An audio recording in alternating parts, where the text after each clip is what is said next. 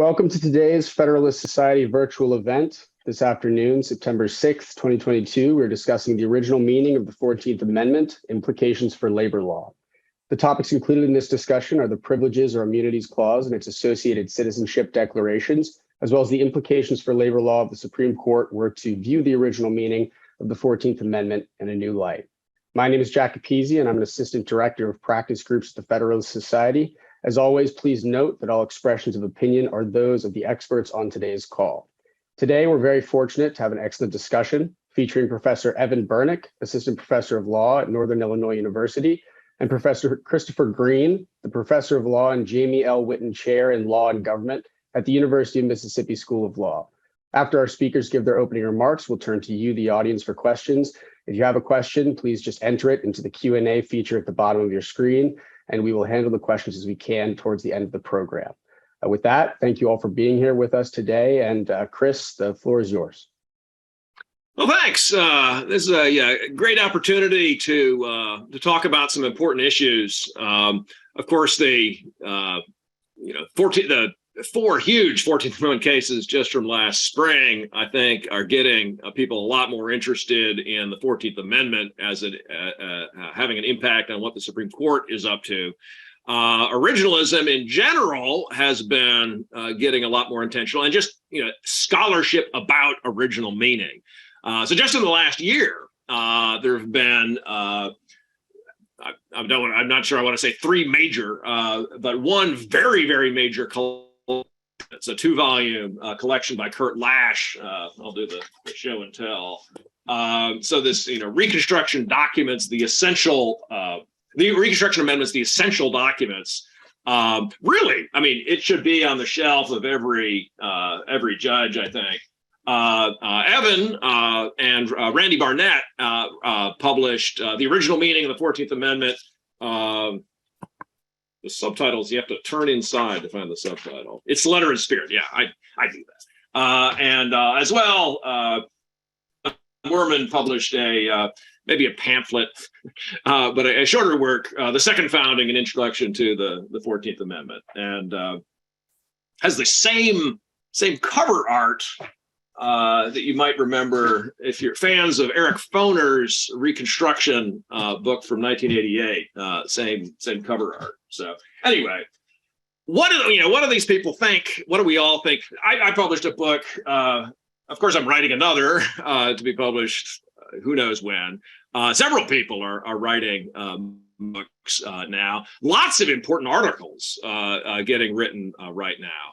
But what do we all think about the original meaning? Is it just complete chaos that we can't know anything about? There's a surprising degree of consensus on. So I think the proposition that there's a lot more consensus on these days, is that the 14th Amendment guarantees free and equal citizenship with respect to the right to work. This was, I think, the core of what Congress was doing in 1866. And so Kurt Lash, longtime defender of a view that the privileges of citizens of the United States are just the ones enumerated in the Bill of Rights. Right to work is not enumerated in the Bill of Rights. Even Kurt Lash, his new work on the Citizenship Declaration, the State Citizenship Declaration, argues that citizens of each state have the right to equal labor rights with similarly fellow citizens. And that is the basis for the Civil Rights Act of 1866. You'll find before a lot of the scholarship came on the scene, a lot of people would say, the basis for the anti-discrimination provisions of the Civil Rights Act of 1866 is the Equal Protection Clause. But really, there's been a lot more people saying, no, it's not equal rights for all persons necessarily. It's really an equal citizenship idea, either in the Citizenship Declaration or Immunities Clause. So what do you get when you look at the original meaning? You find that the core of what it means to be a citizen, the core that they were concerned with in 1866 and then in the 14th Amendment, was the ability to work without being subject to especially racial restrictions, but other kinds of arbitrary restrictions that prevent you from entering professions. So the history of the Black Code. So 13th Amendment prohibits slavery. A lot of the southern states under Andrew Johnson say, well, we can't do slavery, but how about this? We can tell all the freedmen that they have to work in agriculture. The whole bunch of mechanisms are saying you're not allowed to enter, the kind of professions traditionally dominated by white folks. You've got to stay in your place, economically, and the freedmen, lots of the freedmen's conventions make very clear they want the right to work in any profession, all the professions that any citizen can work in. The South Carolina Freedmen's Convention, I think, is particularly clear on that score. So, if we went to the back to the original meaning of the 14th Amendment, you would have an argument against a lot of distinctions that appear in labor law. So I'm not a labor law expert at all, but lots of times you'll look at a regulation and you'll say, what's going on here? This doesn't seem like the kind of thing that somebody who treated all citizens as free and equal would allow. It seems like it's, to put it crudely, just rent-seeking legislation that's trying to reduce the supply of labor, increase prices, which is in the interest of people who are currently insiders in that industry, but not in the interest of those who are outsiders. So a lot of labor law seems to a lot of people like it's kind of helping the people a couple of steps up on the economic ladder, hurting the people at the very bottom, hurting consumers because this reduces production and raises prices for everybody in the economy. So you might wonder, is there a good 14th Amendment argument against that when states do it? And I think the original meaning does give you the material for at least making that argument. It doesn't categorically say we have to have anarcho-capitalism or anything like that. But it does raise a question, hey, why are you allowing certain citizens to work certain numbers of hours or work in certain particular places, but not other citizens? Why are you privileging the people a couple of steps up on the economic ladder over those at the very bottom of the economic ladder? If you're going to enforce that, you can't have a rule like Williamson v. Leop. Williamson v. Leoptical, 1955, says if you have any conceivable basis for running basically just a straight up open cartel, that's enough of a rationale. That's not going to cut it if you're applying the original meaning of the 14th Amendment. I should say, so there's, Evan will talk a little bit more about some 13th Amendment original meaning issues. There are also, of course, huge issues about the original meaning of federal power. So since 1935, of course, we've had labor law, the labor union law of labor unions, at least, labor law, but also just the regulation of labor has largely been taken over by the federal government. And if you look at the original meaning of the Constitution, pretty clear that there's no, and there are some people who dispute this, but it's pretty clear the federal government doesn't have power over labor conditions. They can't prohibit slavery in the states. They can prohibit slavery in the territories, but Article 1, Section 9, Clause 1, I think would make no sense if Congress had the power to prohibit slavery in the states. And that's why, for instance, there's stuff in the Bill of Rights that protects equal labor rights, because the federal government just doesn't have power over that. Under the 13th Amendment, Section 2, obviously, Congress gets a huge grant of power to secure labor rights with respect to enforcing the prohibition on slavery. And then 14th Amendment, Section 5, Congress gets a whole bunch more power. But a generic power under the Commerce Power and Necessary and Proper Clause to have labor regulations seems to me that Carter versus Carter Cole in 1936 and Hammer versus Dagenhart, the part about directly regulating labor conditions by the federal government, those seem like they do fit with original meaning. There's no factual development that can really justify departing from that rule today. Hammer, of course, had some more details about interstate commerce in the products of child labor and all that. So kind of setting it aside, if you really went for the original meaning of the Constitution, you have a lot of arguments against federal labor regulation. You also have a question about anti-discrimination arguments against the federal government. So in United States versus Vallejo Madero, from last spring, Justice Thomas, I don't want to promote him inadvertently there, but Justice Thomas's concurrence really goes into a lot of the recent scholarship. Cites both of us a bunch of times, so it's can't be all wrong. But he cites a bunch of other people too on the idea that the Citizenship Declaration of the 14th Amendment requires the federal government to treat all citizens as equal. So that would allow, if you agree with Thomas's reading of the clause and lots of other people's reading of the clause, it would allow someone to make an anti-discrimination argument or equal citizenship argument against federal labor regulation that is very, very similar to the kinds of arguments you'd make in challenging state labor regulations. So with that as kind of background, I haven't really talked much about the differences between all these views, differences between Evan and me, and difference between both of us and Kurt Lash, and both of us and Elon Werman. I mean, there's a bunch of different nuances, but I think the core of the core is a ban on hostile and discriminating legislation, including labor regulations, is part of is I think the core of the original meaning of the 14th Amendment. So, Evan, you can take it away from there. So I think this is probably the first time that Elon Werman's second founding has been referred to as a pamphlet. I don't think anybody is going to confuse mine and Randy's book with a pamphlet, unless one's experience with pamphlets differs very radically from mine.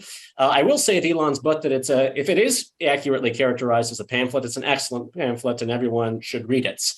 That being said, when it comes to 14th Amendment scholarship more generally, it is easier to distinguish myself from Elon and Kurt Lash's views about the 14th Amendment than it is to distinguish myself from Chris. In fact, it's very difficult to distinguish myself from Chris. We both share a general, at a high level of abstraction, view about what rights the 14th Amendment's Privileges or Immunities Clause protects. It protects deeply rooted traditional rights on which there is a broad state consensus for an extended period of time, including rights against discrimination. When it comes to the right to earn a living in the occupation of one's choice, the right to work, Chris and I substantially agree. The right to earn a living, it's one of the privileges or immunities of U.S. citizenship, deeply rooted in the nation's history and traditions at the time the 14th Amendment was ratified.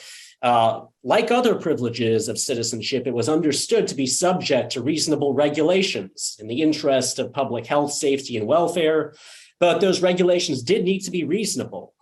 They couldn't be arbitrary. They couldn't be designed to extract wealth from some and distribute it to others just because the latter had the political power to dictate that result.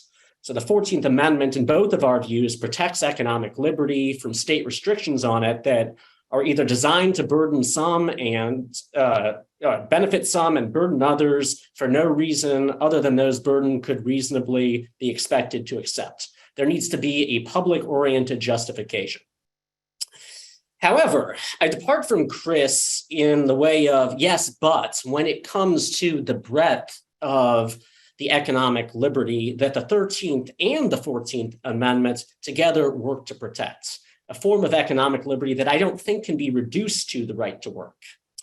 In fact, I think it's very plausible that the 14th Amendment doesn't add any protections for economic liberty to the Constitution, that it provides only a desperately needed, under the circumstances, clarification of what the Constitution properly understood already protected in the estimation of the Republicans who framed and made the case for its ratification.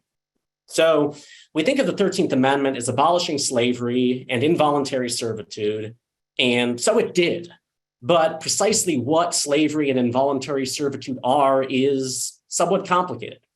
It's complicated because of the way the Supreme Court has understood it in ways that were quite different from both how abolitionists and the Republicans who took constitutional inspiration from them understood it. So for abolitionists and Republicans, slavery, involuntary servitude, they were at once peculiar, hyper-exploitive, racialized institutions that operated in the American South, and more generally, a mode of governance that was incompatible with Republican citizenship anywhere that it existed. Specifically, it was a mode of domination through which some were able to dictate the performance and expropriate the fruits of the labor of others. So in this broad understanding of slavery and involuntary servitude, people who are dominated lack power over political life, civil life, in extreme cases, life simply, their continued existence. To be dominated is to be subject in some major area of one's existence to the will of others over whom one lacks control. The peculiar institution, chattel slavery, had an inextricably racial character. The mode of governance had not since the founding, which is why one of the most frequent complaints by American colonists on the eve of the Revolutionary War is that the British are enslaving them through extractive economic policies like the Stamp Act. So as Republican Henry Wilson put it, arguing for the 13th Amendment, quote, "We have advocated the rights of the Black man because the Black man was the most oppressed type of the toiling men of this country. The same influences that go to keep down and crush down the rights of the poor Black man bear down and oppress the poor white laboring man." Now, the same influence is admittedly flatly wrong, but the point is that Republicans, Reconstruction Republicans, were committed to a vision of citizenship that required the freedom of all workers from domination. And so this is where things really get, I think, a bit controversial. The 13th and 14th Amendment work together to secure economic liberty and prevent the exercise of arbitrary power, thereby preventing domination and promoting Republican citizenship. Republican citizenship is characterized by the enjoyment of natural rights and civic equality. Slavery is characterized by domination. The 13th and 14th Amendments together provide the foundation for rights to labor in one's chosen occupation, and also rights to be free from certain forms of labor, whether or not one has contracted to perform them. Both kinds of freedom are necessary to prevent domination, to establish what Republicans understood to be constitutive of citizenship, to be free labor, not merely the right to work. Free labor ideally meant economic independence, which was thought to be necessary to political independence. Among the best pieces of evidence that the 13th Amendment was not understood solely to abolish chattel slavery, and thus that the abolition of slavery and involuntary servitude swept more broadly than that peculiar institution, is the text of the Civil Rights Act of 1866, which was passed by a supermajority of Republicans over President Andrew Johnson's veto. It defines citizenship inclusively, stating that all persons born in the United States are hereby declared to be citizens of the United States. It then prohibits race discrimination in property transactions, guarantees to all people the right to sue, be parties, and give evidence. And it guarantees to all people the free and equal benefit of all laws and proceedings for the security of person and property as is enjoyed by white citizens. And most importantly, for present purposes, it protects the right to enter and leave contracts to seek better wages and conditions. That's what it meant for white citizens to have the right to contract. So the 1866 CRA guarantees that right to all citizens. And it does so because Southern states had enacted a series of laws known as the Black Codes that, among other things, required formerly enslaved people to sign one-year contracts with their former enslavers, prohibiting leaving their employer and making it a crime to be unemployed. So together, the 13th Amendment and the 1866 CRA are able to provide a floor of labor rights below which no state or private actor could fall. The very next year, the same Congress enacted the 1866 Anti-Peonage Act. The act conveyed authority on the United States to reclaim from peonage women and children being held in that condition in territory adjacent to their homes and on the Navajo Reservation. Now, this was a response to reports that the U.S. Army was directly aiding a system of peonage that exploited Mexicans and American Indians in the New Mexican Territory. And it covered, quote, the voluntary or involuntary service or labor of any persons as peons in liquidation of any debt or an obligation or otherwise. So in other words, it covered more than chattel slavery. Note voluntary. Congress wanted to protect workers from domination, even if the worker contracted into dominating conditions. And finally, in 1868, the Reconstruction Congress enacted a statute limiting the hours of federal workers to 8 hours a day. This is a long-standing demand of an emergent labor movement. Labor spokespeople had argued for decades that the 8-hour work restriction would help to prevent wage slavery, and Republicans echoed this language in calling for it. The notion of a liberty of contract that prevented legislators from recognizing and compensating for power imbalances in the workplace and thereby preventing domination was a much later development. It wouldn't become, the accepted wisdom that the 14th Amendment protected kind of an untrammeled right to contract, after which point the Constitution didn't meaningfully apply until much later. And even during the Lochner era, the court upheld most workplace regulations, including regulations that were intended to specifically protect workers, not third parties. Last point that I'm going to make about this is that 13th Amendment arguments were actually central to major labor legislation that was proposed and ultimately enacted in the early 20th century, including New Deal legislation like the Wagner Act, the National Labor Relations Act. However, in the course of litigating it, defending it in court, labor advocates decided to shift to the Commerce Clause. Why? For the same reason that civil rights advocates shifted to the Commerce Clause in defending the Civil Rights Act of 1964, which was that the Supreme Court had, in a series of cases, unfortunately known as the civil rights cases, held that the 14th Amendment applied only to state action, and the 13th Amendment applied basically only to chattel slavery.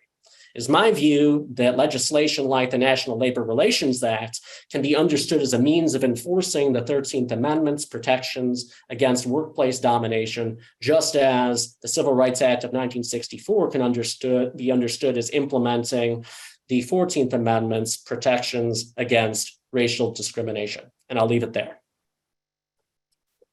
Yeah, so I was saying earlier to Evan, I don't really have super strong views about the extent to which the 14th Amendment might be just declaratory of the 13th Amendment. So when Congress is passing the Civil Rights Act of 1866, of course, we don't have a 14th Amendment yet. So there's lots of reason to think if that is seen as a use of the 13th Amendment Section 2 power, 13th Amendment, or at least has to be at least a close enough question to be, the right to work that's protected by the Civil Rights Act of 1866 ought to be at least a close question under the 13th Amendment. There were some other bases for the Civil Rights Act. Lyman Trumbull, for instance, he repeatedly invoked the citizenship power, the naturalization power of Article 1, Section 8, Clause 4, and said, well, we can make citizens. So the very first sentence of the Civil Rights Act are say the freedmen are citizens. Okay, and well, if we can make them citizens, if we can eliminate, so the idea is, well, you've got enslaved people, you've got non-citizens from other countries. You have these people, denizens, which are free people, not citizens of other countries, but not yet citizens, and then full citizens. So a lot of people in 1866 said Congress has the power to get rid of this status of denizen, and to be free. You're just jumping straight up. You're not becoming a citizen of a different country. You're just jumping straight up to citizen. So Howard J. Graham has a bunch of really interesting essays. Our declaratory 14th Amendment that makes relationship. Just argues, just points back to a lot of that history where they say, the 14th Amendment, it's really just declaring what the 13th Amendment itself was supposed to do. There's no question. If you look at the free labor ideology, domination is a huge aspect to it. So Lincoln, when he's talking about free labor, it's very clear. You start out working for somebody else, and then you save enough money, you can hire other people. And the goal is clearly where everybody has freedom to work, as much as they want or not. I'm not sure how. It's a somewhat fuzzy idea. It's clearly there in the Republican just view of life and the reaping the fruits of your own labor, all over the place. I mean, very kind of poetic from a lot of Lincoln and other folks like Wilson. And of course, Lincoln doesn't. He's the ideas are progressing and getting more articulated as after Lincoln's death, of course.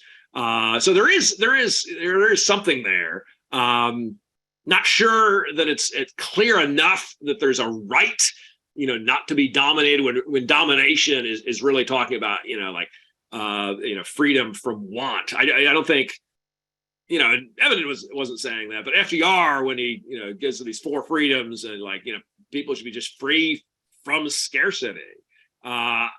Getting that is something a lot of people in the New Deal want to do. But I think that's squeezing a little too much out of the 13th Amendment. Got a couple of questions.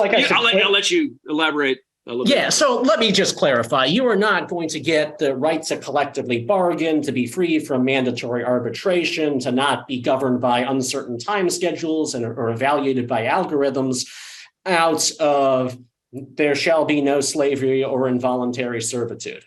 However, Section 2 of the 13th Amendment, just like Section 5 of the 14th Amendments, allows Congress to take the lead in defining and protecting civil rights. And I think there is a plausible case that rights that wouldn't themselves be guaranteed simply by the textual specification of neither slavery nor involuntary servitude shall exist, or no state shall abridge the privileges or immunities of citizens of the United States. The fact that you don't have in the text particular rights doesn't mean that Congress couldn't take a prophylactic approach, a way to specify through statutes ancillary rights that are adjacent in order to protect underlying rights that really are protected by the 13th or 14th Amendment. And that's the possibility that I want to leave open. Not that you can make, right, because you can't make the case that there was a widely accepted right to collectively bargain in 1863 or 1868. You can't. What you can do is take the view that just as if you look at the Civil Rights Act of 1866 and you look at a bunch of rights that don't seem to be identical to the condition of being an enslaved person, Congress may have space to go above and beyond the text of the 13th or 14th Amendments by way of protecting underlying rights that are guaranteed by it. Yeah, so I basically agree with Evan and Randy on the Section 5 power. The way I would put it would be a little different from, I think, how they would do it. The way I see it, you have to look at the enforcement power against the background of a clarity requirement for judicial review. So at least a few years ago, Evan was a vehement opponent of that. Are you still? I don't know. But one way to think of it is the stuff that the courts can say is a violation of either the 13th Amendment or 14th Amendment, and that has to be clearly contrary to the underlying prohibition itself. Then you've got stuff that's clearly, this doesn't have anything to do with it, clearly beyond even Congress's power to clarify. But then between those kind of clearly yes, clearly no zones, Congress has a power of clarification. So the power of clarification of the rights of free and equal citizenship is a very, very, very power. We agree that the 1883 court got that completely wrong. I think we agree that the court got it wrong in 1997 in Bernick. I mean, almost all your major cases are wrong. Absolutely. So they get the slaughterhouse cases wrong in 1873.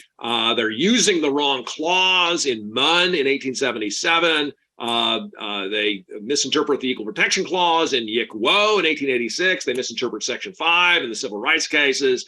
So we've been on this, we've been using the wrong clauses ever since the 1870s. So everything the Supreme Court has said is you got to take with a grain of salt. Yeah. Just to use another analogy here that might be helpful, nobody thinks that Congress was required to charter a Bank of the United States by the Constitution. Yet in McCulloch v. Maryland, the court upholds the creation of a national bank on the ground that is reasonably adapted to the legitimate purpose of taxing and spending for the general welfare. By way of analogy, one could argue that the NLRA or the Civil Rights Act of 1866 isn't itself dictated by the text of the 13th Amendment, but it might be an appropriate means by which Congress could exercise its powers, which were defined in ways that deliberately track the language of McCulloch in order to fulfill what it understands to be its constitutional obligations. That's right. Appropriate is the term. So that you get, it's moved, Section 2 of the 13th Amendment and Section 5, they put places in the sentences, but the power to enforce this article by appropriate legislation, enforced by appropriate legislation, the provisions of this article, obviously etymologically very, very close to proper, which is what gets so much attention in McCulloch in 1819. Well, let's answer a question. You're discussing the privileges and immunities clause. Whoa, privileges or immunities clause. It's a 14th Amendment. So the comity clause, comity with a T from Article 4, Section 2 clause, that's the privileges and immunities clause. But anyway, that's just that's not a nice thing for me to complain about. But we're discussing the privileges and immunities clause, but I thought the Supreme Court has largely ignored this clause. Well, not quite so much. So I think the last time before this last spring that the court had seriously discussed the privileges or immunities clause was Saines v. Roe in 1999. Dobbs, actually, in footnote 22, I was very unhappy that footnote 22 was not quite a lot longer. But for the first time, the court, four times since 1999, said, hey, we want to take seriously a privileges or immunities clause argument under the 14th Amendment.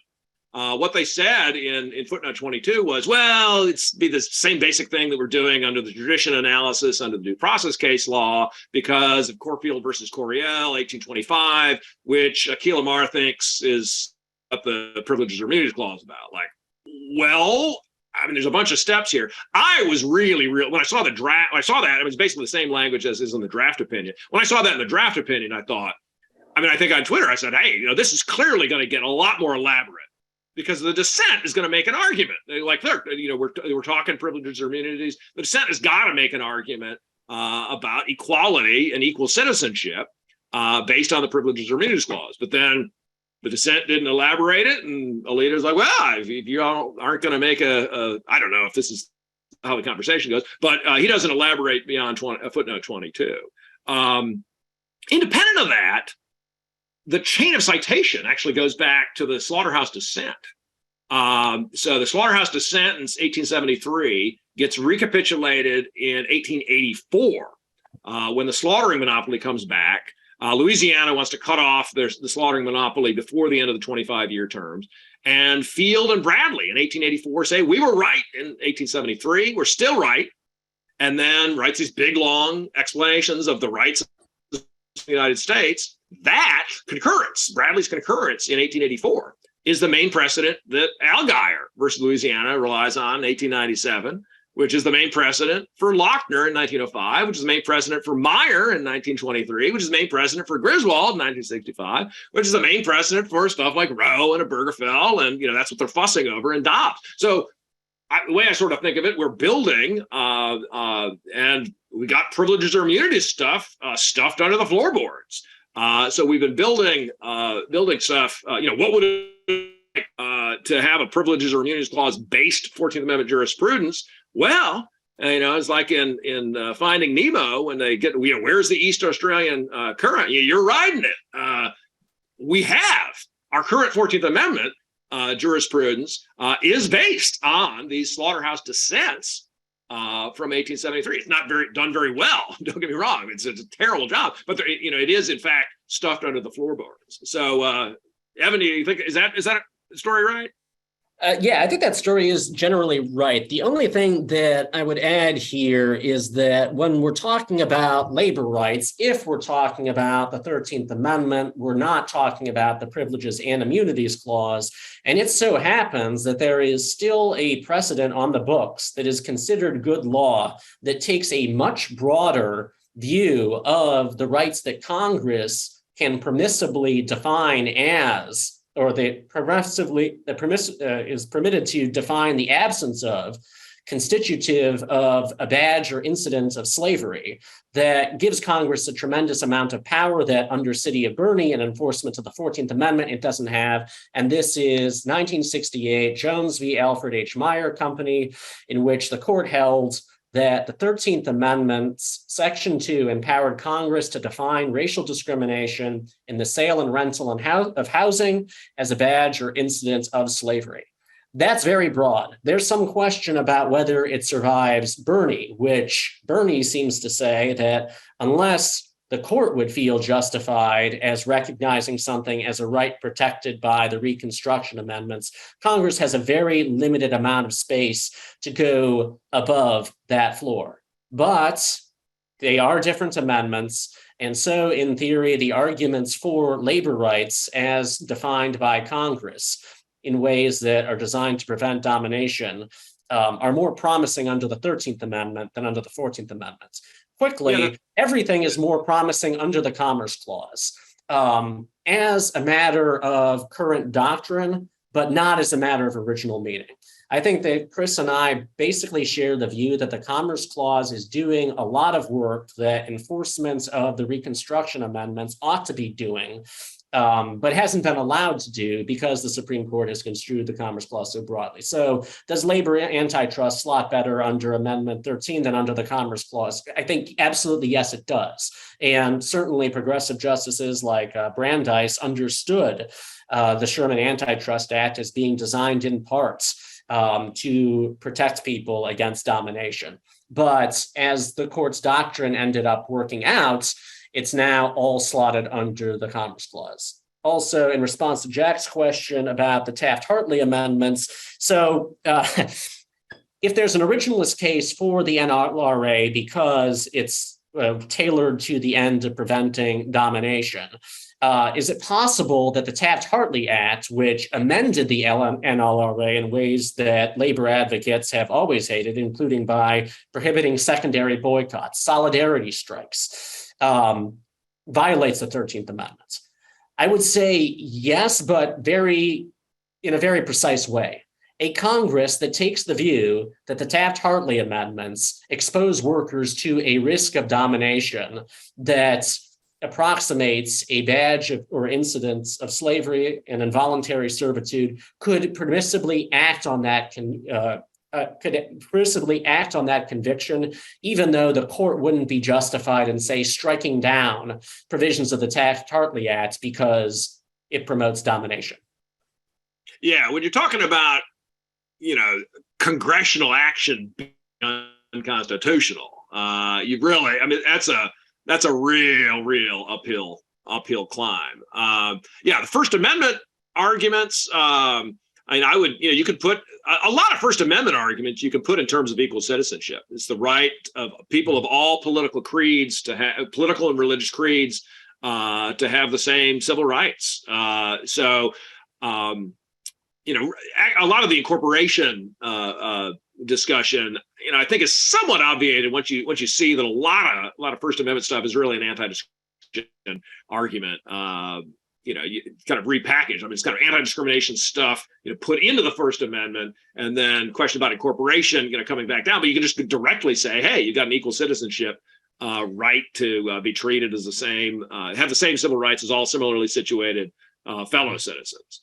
Just putting my legal realist hat on for a moment, there is no way that this court is going to hold that the Taft-Hartley amendments violate the First Amendment. It is considerably more plausible that two houses of Congress that take the view that the Taft-Hartley amendments promote domination could enact a statute, something like the PRO Act, that is designed to get rid of those amendments. And the PRO Act would eliminate the ban on secondary boycotts. Constitutional arguments are not just for the courts. Yeah. So, in terms of what the odds would be that the current court would strike down the Taft-Hartley Act, I would say you've got a much, much better chance of convincing people at a constitutional convention to have that amendment than that would happen with the court.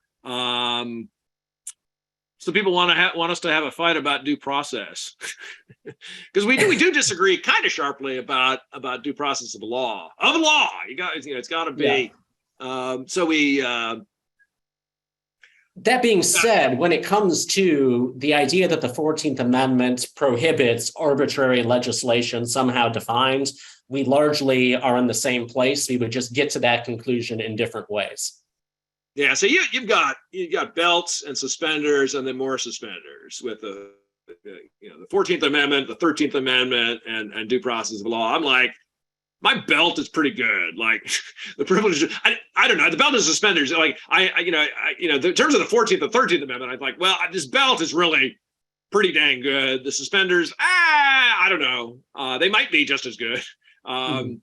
Don't take off your belt. Don't repeal the Privileges or Immunities Clause because you think, it's all fine. And just, Graham said it was declaratory. It's all 13th Amendment. No, it does a huge amount of very important work.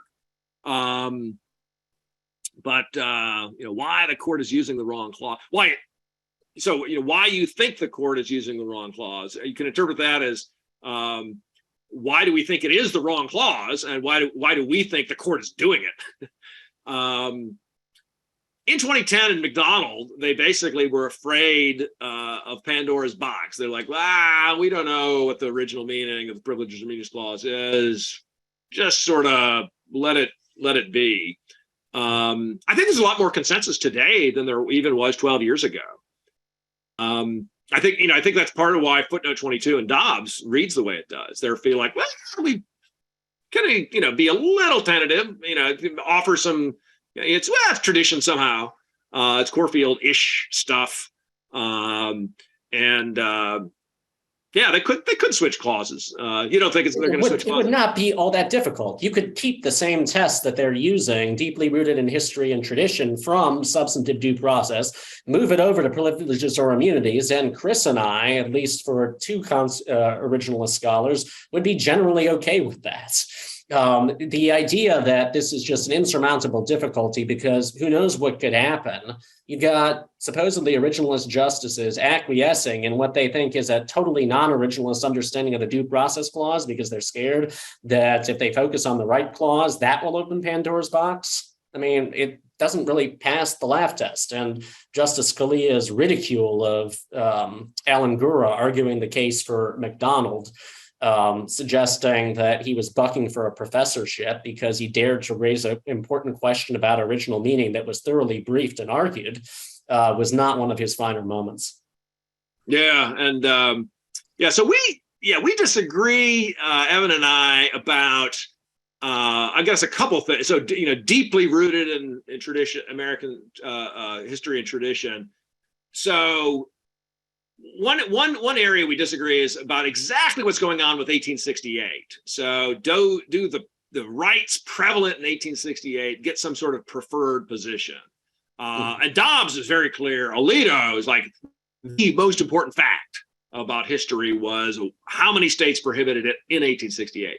I kind of don't think, I think it's a relevant fact insofar as it tells you a little bit about the meaning. It is part of American traditional rights. I don't think the 1868 stuff is really either a floor or a ceiling. But Justice Alito sort of views it. He says some things that suggest that it might be a ceiling. Evan is very clear it's not a ceiling, but he wants to be a floor. I would say it's kind of neither a floor nor a ceiling.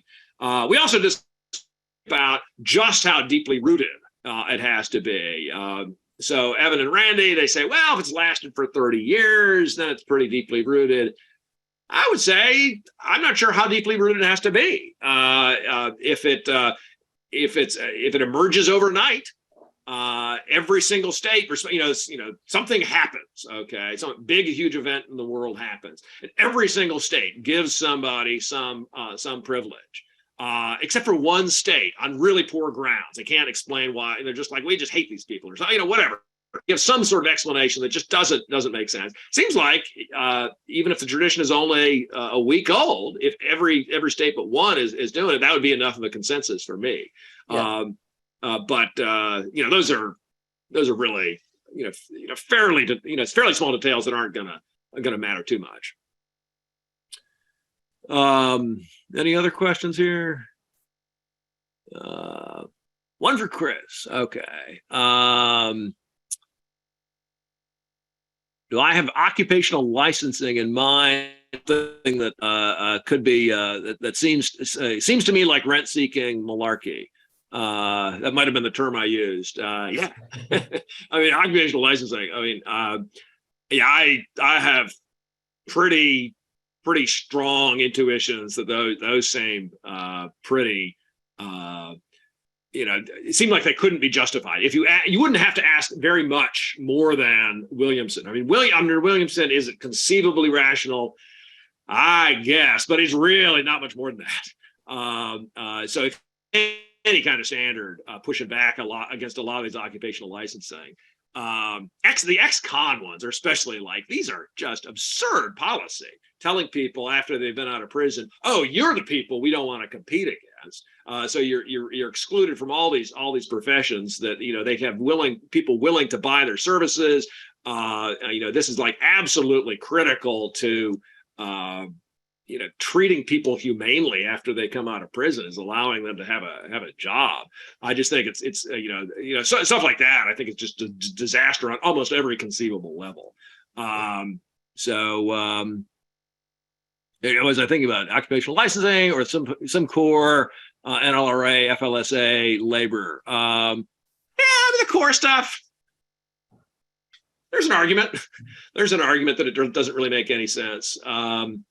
There's rent seeking in a lot of places. How obvious it could be, how obviously you could show it to be just rent seeking and not in the interest of all citizens. That's closer to the line. Right. So this is where things get super dicey, because there is an emergent over the course of the last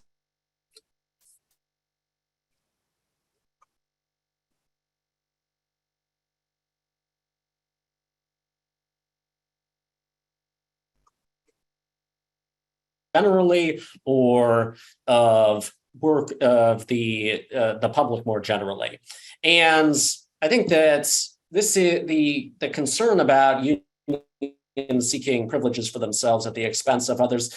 This really is kind of a core democratic problem that you're going to encounter in any governance arrangements in which you have concerns about majority rule being used to extract benefits for the majority rather than serving any broader public purpose. The question from the perspective of policy and also from the question of domination is, are unions a governance arrangement that can counterbalance the risk of domination without becoming themselves instruments of domination? And it's very clear that at least as Republicans and advocates of labor unions in the late 19th century understood it, they were effective countervailing forces. And I am of the larger belief that they can still be so, that workplace democracy is important, even if it can misfire, and just as any form of democracy can. But you do need to be careful when you're thinking about the possibility of arbitrary actions that constrain the rights of others, to not just focus on particular bad guys like legislatures or particular pressure groups that you're suspicious of, but take a more general approach. Yeah, there's no question. Yeah, I did want to underline my agreement with Evan about the kind of paternalistic aspect of things. Just because you make a contract doesn't mean you're acting as a free and equal citizen.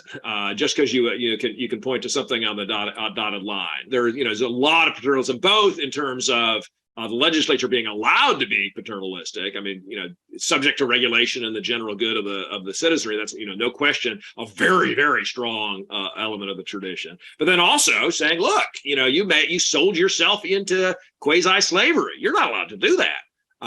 You at point doesn't have that right, and you at point two has the right as a free and equal citizen that you not be subject to that kind of contract.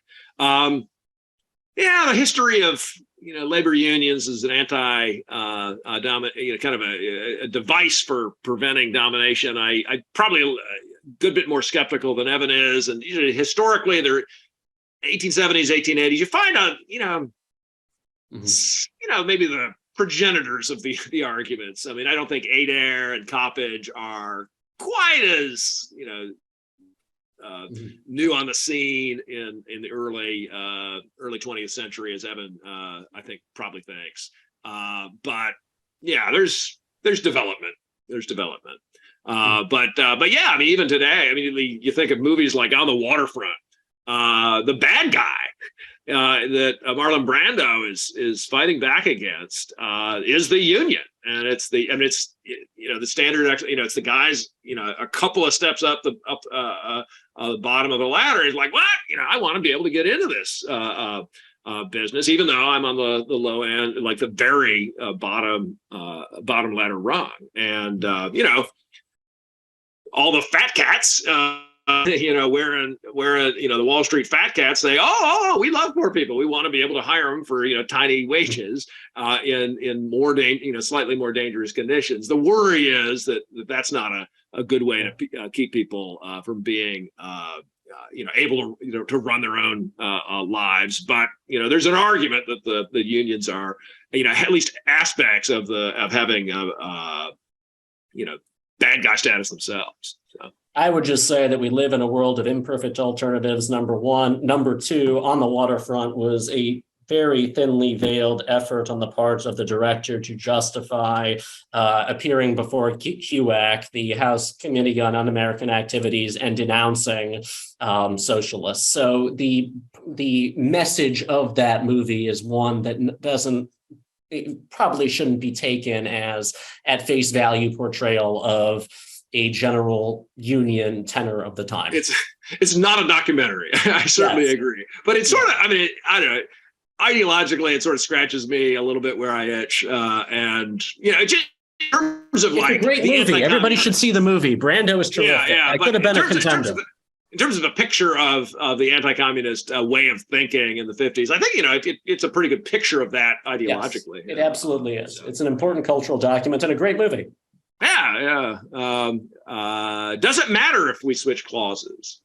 Non-citizens' rights are the big ones that, you worry about.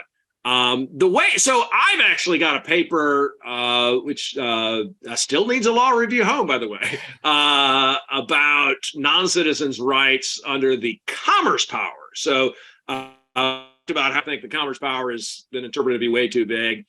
But the tribal and foreign commerce powers, I actually have a revisionist argument that is actually gives Congress the power to give rights to non-citizens, either tribal members or citizens of other countries, that allows them to give, require states to be free and equal, treat them as free and equal kind of members of the community. And Congress has in fact done that in the 1870 expansion of the Civil Rights Act of 1866 and 1986. They prohibit discrimination against non-citizens in employment.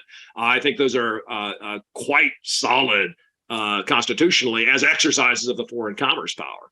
And we can talk about tribal stuff, but we probably shouldn't. So I wouldn't say it would make a huge difference. It would give it would put things into Congress's.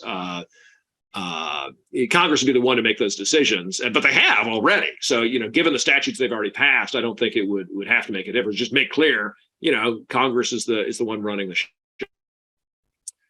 I totally agree with that. Forced labor implications of forced labor is in quotes. Many things have forced labor implications. Yeah, it's just the quotes suggest that he's maybe hearkening back to Andy Koppelman's 13th Amendment defense of abortion. So are there 13th Amendment implications for abortion? It gets you in the game. Okay. I think the Privileges or Immunities Clause is a lot easier way to get in the game. But what do you think of, do you know Andy's 13th Amendment abortion stuff? I do. And what I'm trying to pin down about his position is whether he thinks that, yes, the Supreme Court could tomorrow recognize that Roe v. Wade is actually correctly decided on 13th Amendment grounds on the one hand, or Congress could take that view that forced pregnancy is one of the badges and incidents of slavery, given that enslaved people were forced to reproduce and give birth in order to prop up that economic institution, and a future Congress could rely upon that history and codify Roe or something. I think the latter argument is much more plausible than the former. I don't think that either the 13th or the 14th Amendment gets you to the court's decision in Roe. So to that extent, I don't think that it's convincing. I am more open on the badges and incidents question, because I do think that forced reproduction was an important aspect of what it meant to be enslaved, and that under the 13th Amendment, Congress has some space to do that which the court could not do on its own initiative. Yeah, I've talked with him, and it gets you in the game, okay, of saying, okay, there's a question here. It doesn't really answer the key question in abortion, which is, what about the rights of the fetus, and why don't they override whatever bodily integrity rights the mother has? So stuff like, I think you have to adopt, or at least give Congress the ability to adopt either Michael Tooley's arguments or Marianne Warren's arguments against fetal personhood, saying that, it's okay for Congress to come in here because there's nothing at stake in the fetal rights, or Judith Thompson's arguments about bodily override. I think you have to engage the substance of those. And that's either if you're passing a law or just defending. I think the stuff about Geduldig that the court gives in Dobbs really needs some more really development. I think there. It's really bad. But the dissent doesn't push on it. So I'm unhappy with the majority for not really getting into the guts of the substantive issues at stake in abortion prohibition. But I'm also upset with the dissent for not to dig into it. So. But the 13th Amendment is very, very similar in that respect. It gets you in the game, but it doesn't finish the job. Just really quickly, I slightly disagree, because I think that the bounds of the views of personhood that it would be permissible for Congress to adopt need to be historically situated rather than contingent upon the best opinion of contemporary philosophers, whether they be Michael Tooley or Judith Jarvis Thompson. It may be very clear, circa 1868, that there was a prevalent conception of personhood, or at least the concept had boundaries such that there are certain arguments that contemporary philosophers might make that are clearly out of bounds, like Peter Singer's view that, you can Google Peter Singer and infanticide and come to conclusions about his views. So there may be something that history can do to speak to the bounds of the substantial discussion that we need to have about personhood rights, even acknowledging that we need to have those substantial discussions. Yeah. The history matters a lot. One thing with the history It's like our knowledge of biology is developing a lot. Once you get microscopes, you can actually observe. I think we observed mammalian fertilization for the first time in like 1871 or something. I mean, it's you gotta have room for developments of science. But now we've been talking about abortion for 10 minutes, and like what are we doing? We're supposed to be talking about labor law. 10 minutes of discussion and 2 minutes of actual time. Yeah, our host is coming back to cut us off. Yes, no, it seems like a good time to wrap this up. And so, yeah, on behalf of the Federalist Society, I want to thank Chris and Evan for their valuable time and expertise today, and also to our audience for engaging with us. As always, we welcome listener feedback by email at info@fed-soc.org. And as always, keep an eye on our website for announcements about upcoming webinars. Thank you all for joining us. We are adjourned.